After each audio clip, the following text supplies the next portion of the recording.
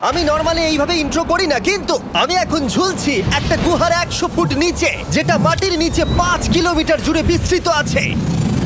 আর আমরা এটা পছন্দ করি বা না করি, যখনই আমি আর আমার বন্ধুরা মাটি টাচ করলাম, আমরা অফিসিয়ালি এখানে আগামী 7টা দিন কাটাতে চলেছি। বাবারে, এটা আমার জীবনে করা সবথেকে ভয়ঙ্কর জিনিস। প্রথমত, আমাদের এখন এখান থেকে অনেকটা দূরে যেতে হবে। কেন? যদি ঝড় বৃষ্টি হয় তাহলে এই পুরো জায়গাটা জলে ভরে যেতে পারে, আর সমুদ্রের মতো ঢেউ এসে সবাইকে ভাসিয়ে নিয়ে যেতে পারে। সেই জন্য আমাদের আরো ভিতরে যেতে হবে একটা বেস ক্যাম্প বানানোর জন্য। ভাই এটা পুরো পাগলাম। এটা একটা অন্য জগৎ মনে হচ্ছে। এই কেভ এন্ট্রান্সটা হয়তো দেখতে সুন্দর, কিন্তু দেখে যা মনে হচ্ছে আসলে তা নয়। আর আমরা হয়তো জানি না যে আগামী 7টা দিন আমাদের জীবনের সব থেকে কঠিন সময় হতে চলেছে। সব থেকে বাজে ডিসিশন। ঠিক আছে, আর কিছুক্ষণের মধ্যেই অন্ধকার হতে চলেছে। ক্যাম্প না করলে আমরা বিপদে পড়বো। আমরা কোথায় যাচ্ছি সেটা কি বলবে? আমাদের ক্যাম্প সেটআপের জন্য একটা ফ্ল্যাট গ্রাউন্ড খুঁজতেই হবে। কেভের ভেতরে ঢোকার পরে আমরা এমন একটা জায়গা খুঁজে পেলাম যেটা অনেকটা উঁচুতে থাকায় আমরা জল থেকে সুরক্ষিত থাকতে পারবো। তার মানে এটা ক্যাম্পের জন্য পারফেক্ট। পারফেক্টটা একটু বেশি হয়ে গেল। মোটামুটি বলা যেতে পারে। ঠিক আছে, ক্যাম্পের জন্য মোটামুটি। প্রথম দিনের বাকিটা আমরা কাটিয়ে দিলাম আমাদের জিনিসপত্র আনতে। প্রত্যেকটা ব্যাগের ওজন প্রায় 80 পাউন্ড। আর যেমনটা তোমরা ফুটেজে দেখছো, আমরা এটা করতে 4 ঘন্টা লাগিয়ে দিলাম। এখান থেকে যাওয়া খুব কঠিন। তারপরে আমরা সবাই বেস ক্যাম্পে ফিরে গেলাম। ঠিক আছে, আমরা এখানে লাইট লাগিয়ে দিলাম। আমাদের সব জিনিসপত্র হোম বেসে চলে এসেছে। একটু ক্যামেরাটা ওদিকে দেখাবে? ওদিকটা কিন্তু ভয়ানক অন্ধকার, আর সবসময় এরকমই থাকবে। তাই আমরা ক্যাম্পিং গ্রাউন্ডের জন্য খুব বেশি কিছু করতে পারলাম না। কটা ফুটো করে দড়ি টাঙিয়ে দিলাম। এটা ধরো আর ওঠো দেখি। মনে হচ্ছে আমাদের হ্যামকগুলো ভালোই সাপোর্ট পাবে। আর তারপরে আমাদের সার্ভাইভাল গাইড জোয়ের সাহায্যে আমরা হ্যামক টাঙালাম। এই সরু দড়িটা আমার হ্যামকটাকে ধরে রাখবে। হ্যাঁ, ডিনার খেয়ে আমরা প্রথম রাত্রি ঠান্ডার জন্য তৈরি হলাম। আমি মিথ্যে কথা বলবো না, আমি যতটা ভেবেছিলাম তার থেকে এই হ্যামকটা অনেক বেশি কমফোর্টেবল। এই আমি তো আমার চমকেই হাতটা তো গেছিলাম। বড় কেন ভাই? এই কেভটা 2.5 কিলোমিটার ডিপ, আর আমরা এখন এন্ট্রান্সের কাছেই ক্যাম্পিং করছি। কাল আমরা অনেক কিছু এক্সপ্লোর করব। তোমরা কেমন ঘুমালে? ভয়ঙ্কর। ঘুমই হয়নি। এটা সত্যি একটা অস্বস্তিকর পরিবেশ। কেবের ওপর থেকে অনবরত আমাদের উপরে জল পড়েই যাচ্ছিল, তাই উপরে একটা প্লাস্টিক চাপালাম, কিন্তু তাও আমাদের হ্যামকের উপরে জল পড়েই যাচ্ছিল। একটা আইডিয়া আছে, চলো শেল্টারগুলোকে ভালোভাবে তৈরি করি। আমার মনে হয় এই প্লাস্টিকগুলোকে জুড়ে দিলে আর জল পড়বে না। বাহ, তুমি তো জিনিয়াস। আমি শুধু একজন ইউটিউবারই নয়, ঠিক আছে? আমার হ্যামকটা এটার উপরে ঝুলছিল।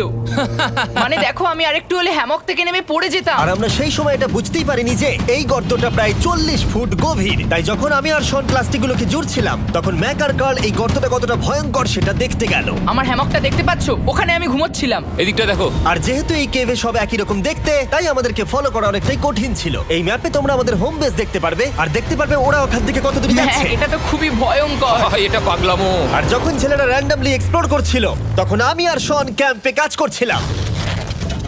এই স্লিপিং ব্যাগটা এখানে কেন পড়ে? কারণ এটার থেকে পিয়ের গন্ধ বেরোচ্ছে। ইয়া, এটার থেকে শেখা উচিত স্লিপিং ব্যাগ ভাড়া নিতে নেই। আমরা স্লিপিং ব্যাগ কেন ভাড়া আমি- নিয়েছি? কেন আমি আমরা জানি না। স্লিপিং ব্যাগগুলো কিনে আনতে পারলাম না? আর তারপরে আমরা এই দুটো প্লাস্টিককে জিপ টাই দিয়ে জুড়ে দিলাম। কিছু মনে করো না, এই দড়িটার উপরে আমার জীবন বাজি আছে। আর তখন ওইদিকে ম্যাক আর কার্ল তখন ওই গর্তের মধ্যে। ও মাই গড, ম্যাক! আর শেষ পর্যন্ত ওরা একদম নিচে পৌঁছে গেল। এই! আমি তো ভাবলাম সবাই ক্যাম্প নিয়ে কাজ করবে। আমরা শুধু দেখাচ্ছিলাম জায়গাটা কতটা ভয়ঙ্কর। না পড়লেই হবে, তোমাদের স্কিল নেই। আচ্ছা ঠিক আছে। আর যদিও ওদের এবার ফিরে আসা উচিত ছিল, কিন্তু কাল আর ম্যাক এটা কতটা গভীর সেটা দেখানোর চেষ্টা করলো। ভাই এটা দেখতে দারুণ লাগছে। তুমি কি নদীটাকে পার করতে পারবে? কিন্তু ওরা এটা জানে না যে এই রিভারটা এই কেভের গোটাটাই জুড়ে আছে। তার মানে এর মধ্যেও আমাদের কিছুটা সময় কাটাতে হতেই পারে। ওই তো ওরা এসে গেছে। এসো। তোমরা রান্না করে রেখেছো তো? হ্যাঁ, রান্না করেছি। ঠিক বলেছ। একটা নতুন বাড়ি, ঠিক বলেছি তো? একদম। এখন আমাদের একটা ছাদ আছে। আর এটা তো দারুণ। জিমি রান্না বেশ ভালোই আর করেছে। আমরা আমাদের ফায়ার পিটটাকে এই সুন্দর জায়গাটাতে নিয়ে এসেছি। জায়গাটা কেমন? বেশ গরম। আরামদায়ক। এই পাথরগুলো গরমটাকে ধরে রাখবে এবং ওপর থেকে যে পি পড়ছে সেগুলোকে আটকে দেবে। ওটা পি নয়। তাহলে ওটাকে কি বলবো? যদি জানি না, হয়তো বৃষ্টির জল হবে বা না, এটা বৃষ্টি নয়, না, পাথর মানে ইয়ে তুমি- করছে। এই একটু উপরে দেখাও। তুমি মেঘ দেখতে পাচ্ছো? পাথর দেখা যাচ্ছে। এটা বৃষ্টি নয়, রক পি। Rock P. ঠিক আছে, রক পি। ঠিক আছে, এটা রক পি। আর একটা শুকনো রাত ঘুমিয়ে কাটাবার পরে আমরা ঠিক করলাম জো আমাদের সার্ভাইভাল এক্সপার্ট, তাকে নিয়ে আমরা কেভের শেষ প্রান্ত অব্দি যাব। Cave, cave! Cave, cave, cave! Cave! Cave! দেখা যাক আমরা কেভের কতটা গভীরে যেতে পারি। তোমরা কিন্তু মনে রাখবে আমরা সবেমাত্র কেভের এন্ট্রান্সের দিকেই আছি, আর আমাদের ইচ্ছা এই কেভের শেষ প্রান্ত অব্দি যাওয়া, অবশ্যই না মরে গিয়ে। ও মাই গড, এটা তো খুবই স্টিফ। আরে এটা তো সবে শুরু।